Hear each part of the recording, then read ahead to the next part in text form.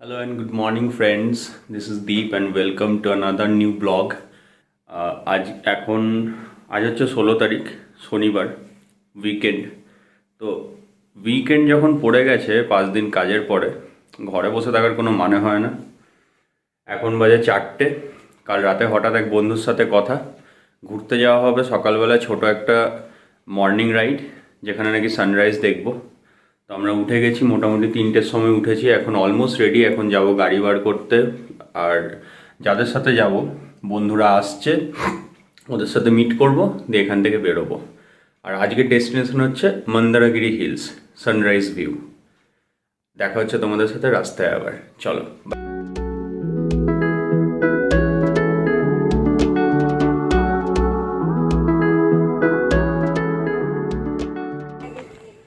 আমরা পৌঁছে গেলাম মন্দারগিরি হিল।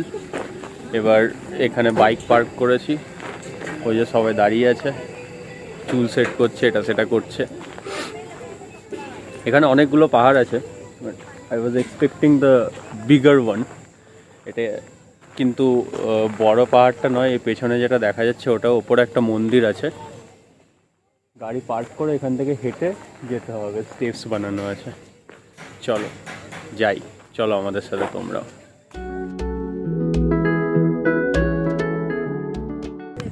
এখানে অনেকগুলো স্টেয়ার আছে, স্টেয়ার চেপে আমরা যাচ্ছি। সবাই সবে শুরু হয়েছে চাপা।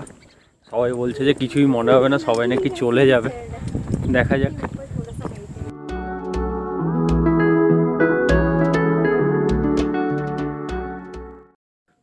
সবাই খুব বলছিল ছোট ছোট সিঁড়ি উঠে যাব, এখন সবাই কান্নাকাটি করছে পিছনে। কেউ বসে পড়েছে, কেউ জল চাইছে। আমারও অবস্থা খারাপ, হাঁপাচ্ছি। শুনলাম 500টা মতো সিঁড়ি আছে। ওপরে গিয়ে একটা মন্দির আছে, দেখা যাক। আস্তে আস্তে যাব, অসুবিধা নেই, সবাইকে নিয়েই যাব একসাথে।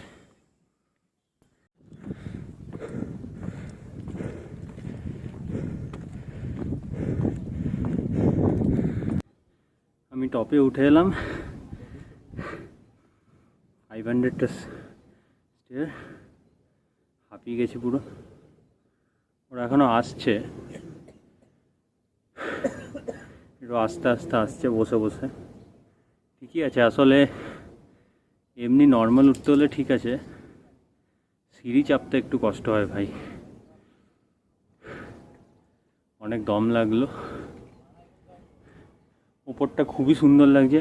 আই গেস, আমি জানি না এটা কোনো জৈন টেম্পেলও হতে পারে। তো সবাই আসুক, সবাই আসার পরে যাব একসাথেই, ওপরটা এক্সপ্লোর করব আর তোমাদেরকেও দেখাবো। মন্দিরে প্রবেশ করতেই সব ক্লান্তি যেন এক নিমিষে হারিয়ে মন ভরে উঠল এক অদ্ভুত প্রশান্তিতে। হাওয়ায় কেমন যেন একটা ভক্তি আর ইতিহাসের গন্ধ ছিল। আর না থাকারও তো কোনো কারণ নেই। এই মন্দিরটা একটা জৈন টেম্পল, যেটা স্থাপিত হয়েছিল 12th সেঞ্চুরিতে। অনেকটা রিনোভেট হয়ে গেলেও অনেক পুরনো ধ্বংসাবশেষ এখনও চোখে পড়বে। মন্দিরের পাশেই উঁকি দিলে দেখা যায় এক বিশাল লেক, যার সৌন্দর্য আমাদের মনকে ভরিয়ে তুলেছিল এক অদ্ভুত মুগ্ধতায়।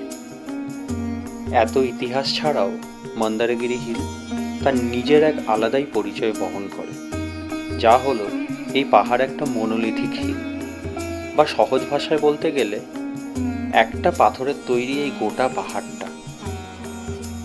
এই ঐতিহাসিক জায়গায় অনেকটা সময় কাটিয়ে অবশেষে এক মন বিষণ্ণতা নিয়ে আবার ধরতে হলো বাড়ি ফেরার পথ।